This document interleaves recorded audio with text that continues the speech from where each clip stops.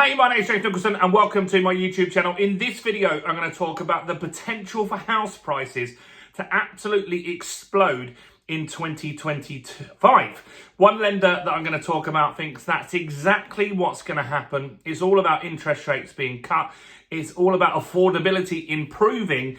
And in this video, I'm going to tell you how much interest rates are expected to drop to, how much that improves affordability, because that's what's really going to make a difference to house prices, and much, much more. So before we jump into this, if you haven't done already, do subscribe to the channel over there and hit the bell notification. We're on the way to 32,000 subscribers now, which is crazy. And do me a favor while you're here, smash like, tickle like, do something to that like button over there. That really helps with the YouTube algorithm and helps the channel grow. So, who are we talking about today? We're talking about a lender called Empowered. And they have got a really good insight into what they believe is going to happen in the market in 2025. We've done some videos recently where we've talked about interest rate expectations for 2025, and they're looking pretty good.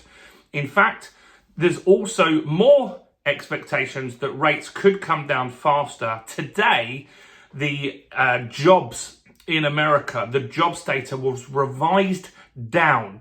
That gives the Federal Reserve more ammo to cut rates faster. So we want to keep an eye on what happens with that after the US election. And we've also had Goldman Sachs. I did a video on that last week. And Goldman Sachs are saying that they feel that rates will hit 2.75% by November 2025. Now, that is a big drop from where we're at. It will improve affordability for a lot of people. There's a lot of people that maybe got mortgages in Liz Truss's era where rates went up to 6.5%. And that means that they will come and be able to refinance onto a lower rate. You'll have all the people that are dropping off low rates, not getting such a shock as what they're expecting. You'll also have a lot of affordability improvements because of that. So they're saying that, here's the thing, Empowered are saying that these are the things that we want to keep an eye on that really could move the housing market next year. Firstly is lower rates. So Goldman Sachs and a lot of places now, Santander have backed it up as well. Santander don't believe they're going to go to 2.75. They believe they're going to go to 3%. But that's still very, very close. And other economists and lenders, they're all starting to say the same thing. They all believe that rates will go down. Now, that's not necessarily a good thing. It could be that inflation drops. It also could be down to the fact that maybe we go into a recession either in America or the UK. That could also push rates down significantly. But Empowered, they're saying lower rates are going to make a big difference to the market. What's also going to help is increasing the buy-to-let sector is higher rents. There's a lot of stuff pushing landlords out the market at the moment. In fact, 30% of landlords have quit. 50% of them are going to be watching tomorrow's budget with real eyes on what actually comes out of that. And 50% of the landlords that are left are considering leaving, really off the back of what might happen. Is capital gains tax going to be increased? Stamp duty, is there going to be a change in that? There's lots of things to watch in tomorrow's budget that could make a difference. However, higher rents are going to maybe bring back in some more landlords and bring in new landlords into the market. So that's something to consider as well. Now, if interest rates went to 3.5%, the base rate went to 3.5%, then what that would do is increase affordability by 18%. That's a big difference. Now, what you've also got is wages are going up higher than inflation at the moment. Inflation is less than 2% now. Potentially it could drop even more because oil has actually gone down significantly over the last few days as well. And so improved affordability means people can spend more on a house. And generally, what people do is they buy the most expensive house they can afford.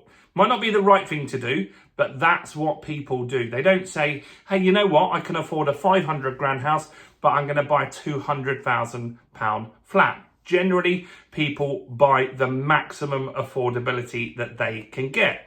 Now, this makes a big difference. 18% improved affordability. And let's have a look at that. It means that if you could previously borrow 200 grand, you'll now be able to borrow £236,000. Now, that means that you can either buy somewhere bigger, or if there's something that people are really fighting over, house prices could start getting bid up again. It'll also bring more buyers into the market. If the rates drop significantly, like Goldman Sachs, like Santander, like Empower, like lots of economists are saying, it's very likely that that is what's going to happen next year. It is going to bring in buyers that are sitting out the market at the moment. They're just sitting on the sidelines, deciding what to do. They don't want to buy when rates are 4% or 5%, but if they get down to 2.5%, 3%, that could trigger an influx of buyers.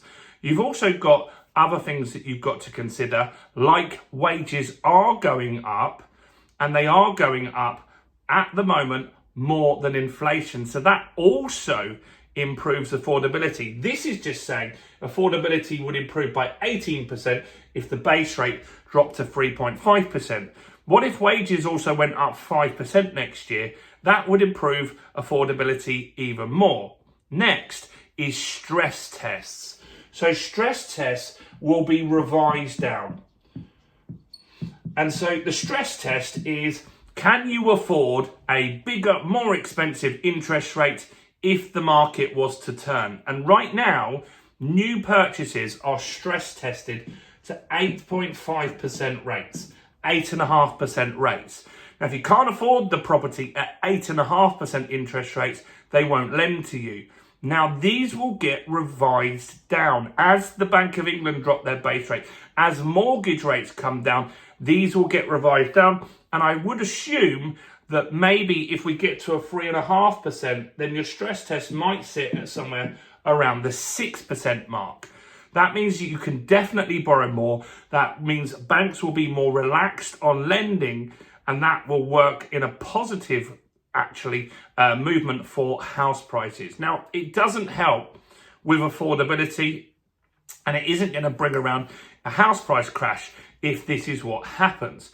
What could bring around a house price crash is interest rates could come down, but we could also go into a major recession. If that happens as well, the rates are kind of irrelevant, because if people aren't working, they're not going to be able to afford the properties anyway. But the economy has been stronger and more robust than people think, and there is positive potential news on the outlook with rates coming down. So this is an interesting insight, I feel, and I do think it could help push house prices up. Let me know what you think will happen. Do you think if the base rate and the mortgage rates go down and affordability is improved and stress tests are relaxed, do you think house prices could go up based on that info? Let me know in the comments below. Do smash like if you haven't done already. Do subscribe. Let's get 32,000 subscribers, and check out all the other content on my channel, including this video right here.